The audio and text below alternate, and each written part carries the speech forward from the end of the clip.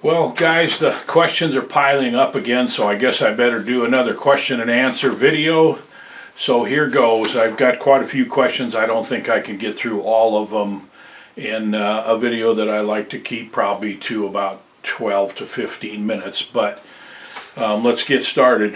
The first question is, do you have bears eat consistently on your baits, or is it normal for them to come and go as they please, especially when there is an abundance of natural foods? This is a good question because it does make a lot of difference if there's an abundance of natural foods or not. And it also makes a difference on the quality of the bait that you're using. Bears tend to come and go a lot more if there are other foods available for them to eat, like berries and acorns, hazelnuts, and things like that. In an ideal situation, we would like to have a bait that's in the right location and has the right baits so that the bears will come and fill themselves up, and then they'll lay up nearby in a swamp or a cool, dark area, and then when they're hungry again, they're close by. That's an ideal situation. So that's what we're always shooting for, but we can't always have that because of environmental factors. So yes, I would say that the bears do tend to come and go more if there are more natural foods, and then also the older, mature males in particular tend to be less consistent on the baits. It's pretty common to have yearlings or sows with cubs, or maybe 2 or 3-year-old bears that just are at the bait every afternoon. But the larger adult males, typically, they might come in the night, they might come in the middle of the day. I would say it's not that common for them to come every evening like the smaller bears. So I hope that answers your question. A friend probably saved my life by telling me not to eat the liver of a bear because there's so much vitamin A that it's toxic. I know that vitamin A is fat soluble, so is it possible that eating a bite would be like poison, or what do you do with your liver? I do not eat the bear liver, period. I don't know that it's toxic. I don't think that a lot of liver would be good for you. I wouldn't mix it with other meat or anything like that. I guess the answer to this is I don't know how bad it would be or if it's bad at all. I just don't eat bear liver because I don't like liver. Okay? So I guess that's the best I could do for this question. Does a bait go dead for a while once a bear is shot at it? I had an active bait with 2 boars and a sow and cubs coming every day. My buddy shot the big boar, and it's now been 12 days with no bear activity at the bait. Man, I've seen this all over the map. I've seen baits that went dead when a bear was shot at it and recovered. I think it has a lot to do with how quickly you get the bear out of there. I don't gut the bears at the bait. I don't know that that makes that much of a difference, but it's just one of the little things I feel like I can do because I might want to put somebody else on that bait as a bear hunting guide. I think it really has to do with how intrusive you are when you actually go out to get the bear. Do you have to end up right in the bedding area where the bears are spending their days? Do you have to put a dog in there? I've seen using a tracking dog really harm the future prospects of a bait because it's running around all over in where the bears have their sanctuary.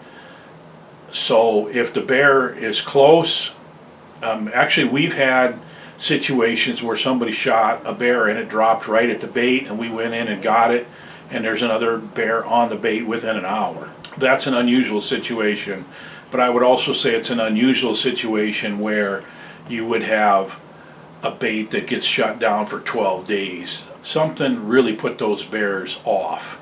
Multiple people going in there maybe, and a lot of disturbance and intrusion can really turn a bait off.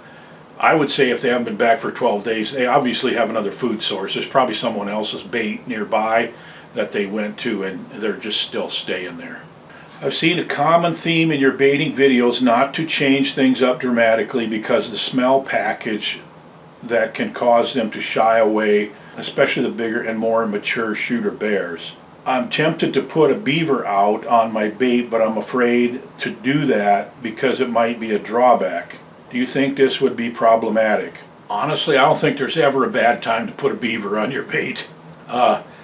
If you have access to beavers and it's legal to put beavers on your bait, I would do it. I mean, that's really all I got to say about that.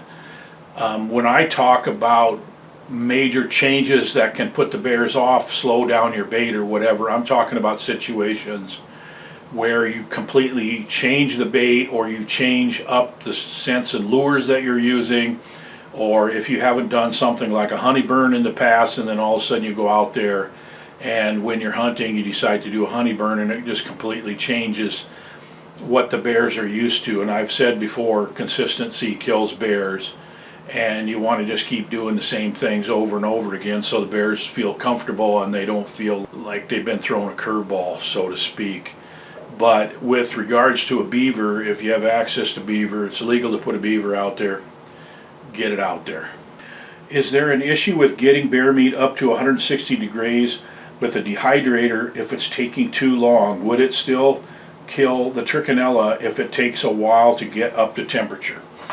Okay, this is a really good question, and I'm glad it's asked because it brings up some real issues with trichinella in bear meat and the potential for getting trichinosis.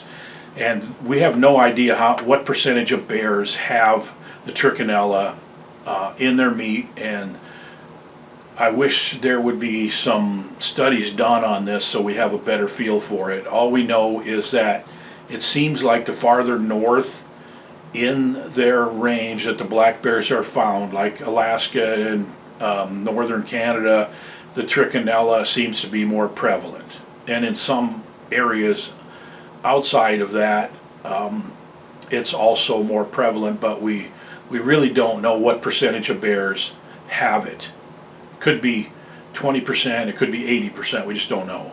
The Centers for Disease, I think it's the Centers for Disease Control, says that 137 degrees kills the trichinella. And I usually cook bear meat to at least 145 just to be sure. A lot of people say 160, and if that's what you're comfortable with, then 160 is it. That's good. For smoking meats and drying meats, and I've made bear jerky with dried bear meat, and I always try to get that up to about 160 degrees because that way you know the trichinella is killed.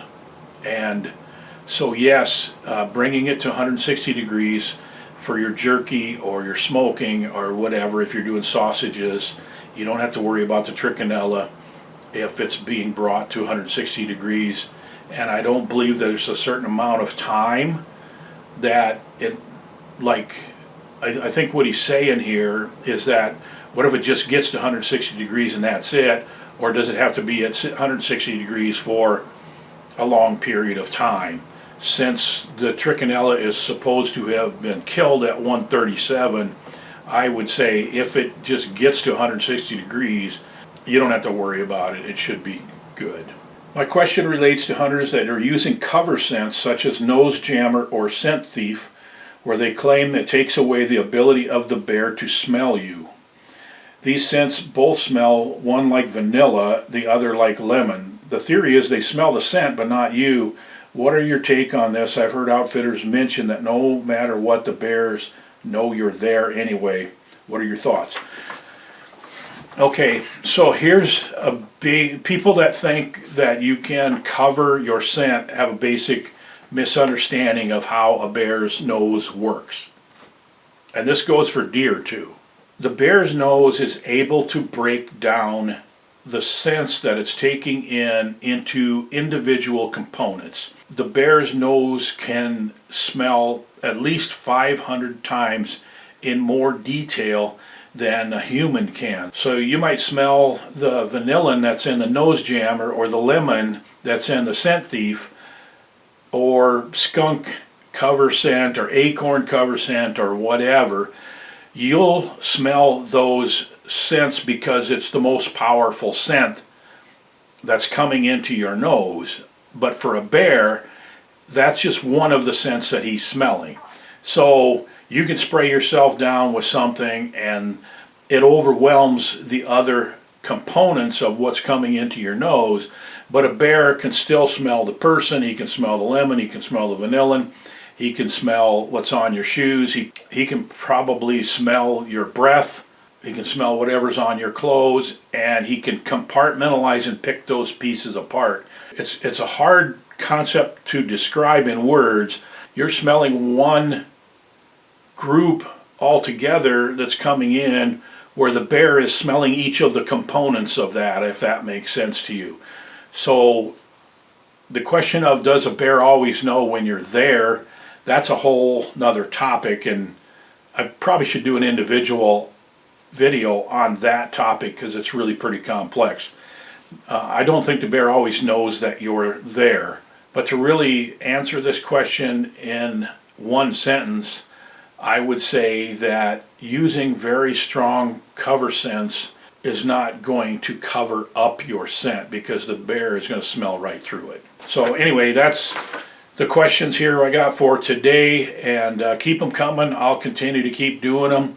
I think everything that I've talked about here, if you go back and watch these videos, I think there's around 600 videos on this channel now, and there's a lot of information where most of these topics I've covered in more detail. But I hope this has been helpful to you. I really appreciate you watching. Give me a like and subscribe if you haven't already. It really helps me grow the channel and keep continuing to do what I'm doing here. So thanks a lot, and we'll see you on the next video.